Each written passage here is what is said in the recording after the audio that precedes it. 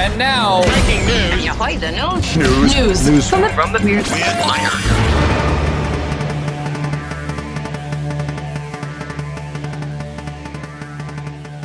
News from the Weird Wire. And this is some weird news.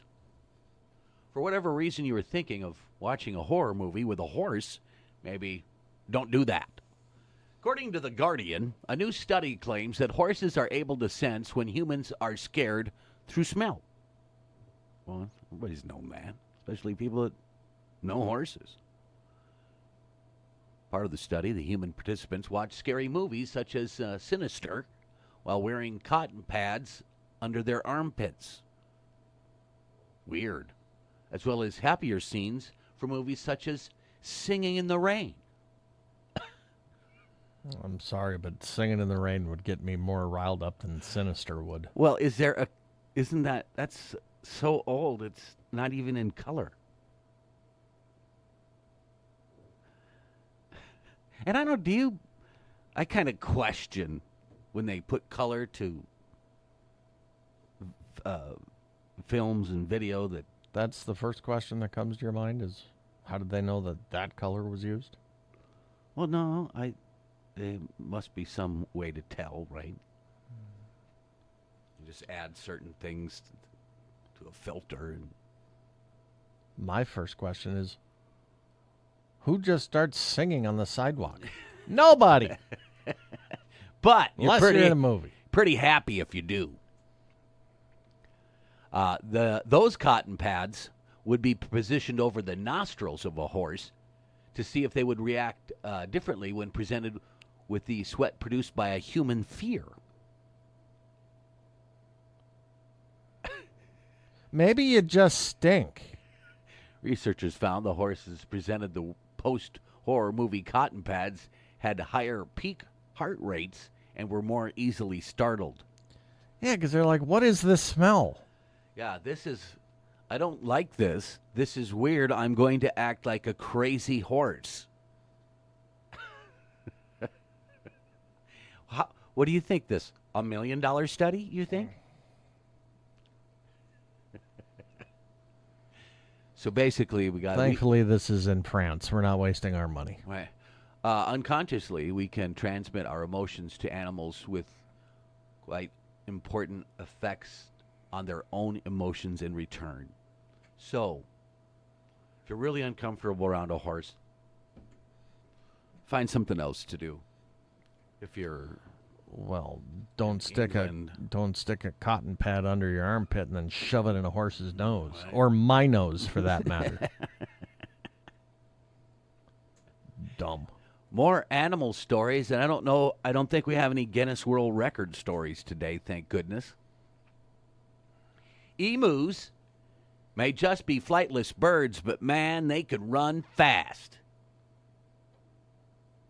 That's why Corporal Kessler of the St. Johns County Sheriff's Office in Florida discovered while trying to track down a runaway emu on the loose. Captain Kessler attempted to secure the emu, but the large bird ignored his commands. No kidding. He did? Normally emus don't do that. Kicked several times using its large talons and fled on foot recklessly. Sheriff's Office in a Facebook post. After a short chase, Corporal Kessler cornered the emu, secured it with a makeshift lasso, handcuffed its legs to render the talons useless. In my 25 years, I've never cuffed an emu, says the corporal. This is definitely a new one. The emu was returned safely to its owners. All criminal charges against the emu were dropped.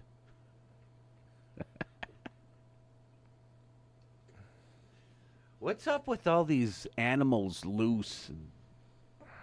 Well, it's been Florida. It's been Florida. Sure. A few in Chicago. Tennessee. That dang bear. Isn't that where the deer was in the school? What would PETA do for an emu that's been handcuffed? Oh, my goodness. I didn't even think of that. Well, those talons. I was, my mom told me about what she's watching, because people just have this, if they're watching TV or shows or whatever. She said this Dr. Oakley, Yukon doctor. She's got a lot of videos. Is this on YouTube? Through National it's like she's also National Geographic latched onto her because she's pretty amazing. And there was this eagle that flew into some power lines and couldn't fly anymore, so it was at this like wildlife learning center, but because it couldn't fly, it was on the perch a lot, and so it kind of got some, I don't know what they call it, but condition. And they had this eagle's talons and claw. It's just enormous. It was just huge. And those are like razor sharp talons. I don't know what an emu does, but I'm sure they're big. I don't know about razor sharp. No wonder they could run so fast. I really wish that the insurance company would have not used an emu. Right. Because I'm sick of emu commercials. Limu the emu? Quit it.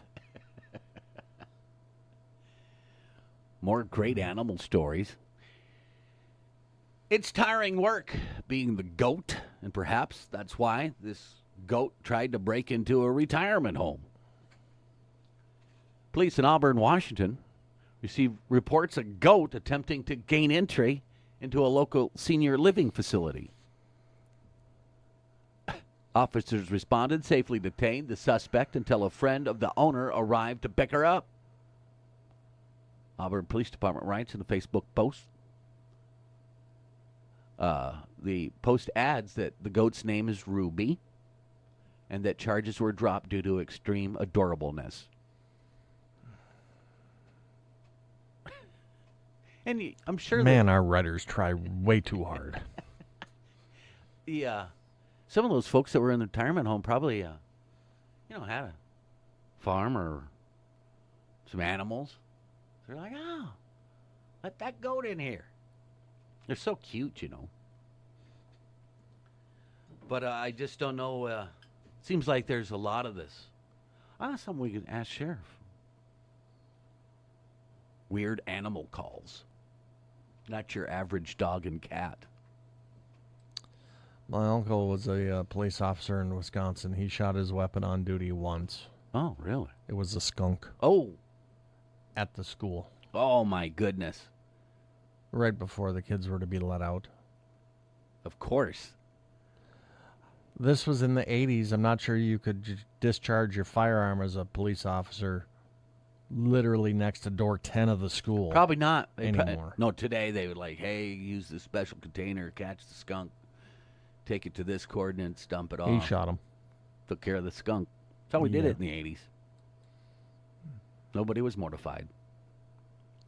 Well, other than the English class right next door. Bang!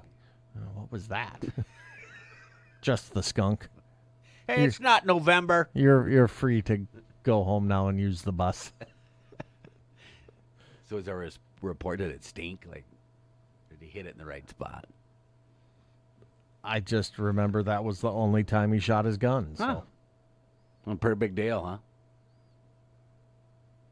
It was right in the middle of town. 3 o'clock in the afternoon. Buses are starting to line up. Bang! Take him out. Can't do that anymore. I'm not sure you should have done that in the 80s either. It's all right. It was the 80s. We didn't even wear seatbelts in the 80s. You slept in the back of the station wagon. Mm-hmm. Not one comedian. If your mom's arm wasn't strong enough to hold you like a seatbelt in the front seat, she had no right being a mother. I'm not even sure the first car when I was a kid had seatbelts. Right? Remember? Our parents had talent. drive one-handed and hold you down. Don't make me come back there Right. as you're driving. Oh, memory lane. That's news from the Weird Wire.